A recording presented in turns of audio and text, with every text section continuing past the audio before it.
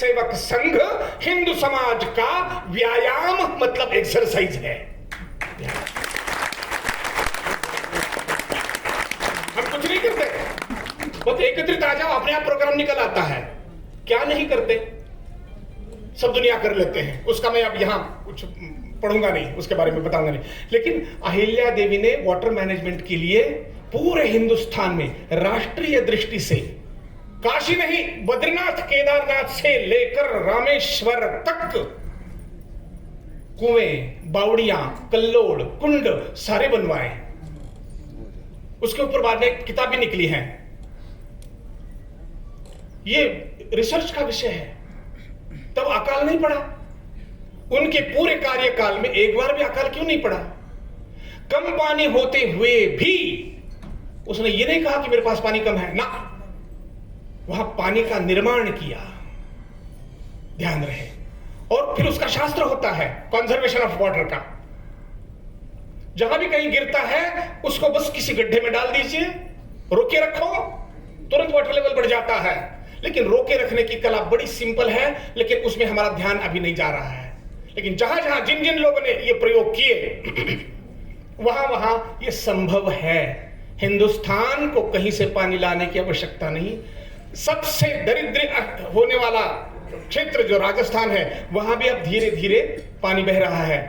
एक केवल उदाहरण उसका मैं बताऊंगा। प्रोफेसर राजेंद्र सिंह, जिनका कभी 2-3 दिन में अभी एक कोई वाक्य आया है पेपर में मोदी जी के बारे में, उन्होंने उस साइड ड्राई एरिया में, सूखे क्षेत्र में 3 नदियां बहती की है, मतलब बह रही है, उसमें मैं नहा के आया हूं। और ऐसे क्षेत्र में जहां पानी गिरता ही नहीं, जहां केवल बाजरा होता था अब गेहूं हो रहा है। क्यों? 10,000 जोहड़ बांध है। जोहड़ का मतलब होता है ये अपने पत्थर है, पत्थरों का बांध। क्या करना पड़ता है? जहां जहां से पानी बहेगा वहां वहां अपनी आदत के अनुसार, कहीं कुछ अच्छा कार्य हो रहा है तो उस मार्ग में रोड़ा डालने के लिए पत्थर डालना। ये जो हमारा स्वभाव है, उस स्वभाव को इतना ही करना है कि पानी बह रहा है वहां पत्थर डाल दो, पानी रुकेगा, जमीन में धंसेगा। स्वभाव में बदल ना करें, आवश्यक नहीं। भाई ऐसी बात है, जाके देख लेना। 10,000 जोहड़। ध्यान रहे, अहिल्या देवी के जमाने के 350 महाराष्ट्र में, जो कान्हदेश जिसको बोलते हैं, खानदेश नहीं, कान्हदेश, उस क्षेत्र में 350 तालाब बने हुए हैं। अहिल्या देवी के नाम से वहां चलते हैं। वहां उसको बोलते हैं मालगुजारी टैंक। देखने जरूर आइए। मैंने हिंदुस्तान के बड़े बड़े सेक्रेटरी लोग आए थे, मेरे पास व्यवस्था थी।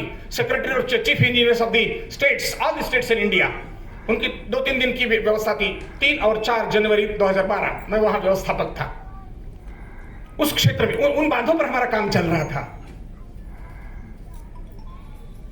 तो उसके बारे में तो बाद में जरूर बताऊंगा। लेकिन एक बात जरूर है कि जो सूखा क्षेत्र है उसको हम सूखा ना कहें। अहिल्या देवी का जितना भी वाटर मैनेजमेंट है उसके ऊपर अच्छे अच्छे पीएचडी के काम हो सकते हैं। अहिल्या देवी जी ने कृषि के आधार पर उद्योगों का भी प्रारंभ किया, जल संवर्धन भी किया। अब इतने कुंड कल्लोड़ बांधते हैं, पानी कहां से आता है? तो इर्द गिर्द वाला सारा पानी कुंड कल्लोड़ वहां बांधा जाता है, इर्द गिर्द वाला पानी जमीन में धंसता है, कुंड को आ जाता है। और वहां से पानी ऊपर कैसे लेते हैं, एक उदाहरण देता हूं। मोह नहीं, मतलब टाल रहा हूं मैं। गुजरात में जाइए, सूखे क्षेत्र में घर का छत यूं होता है,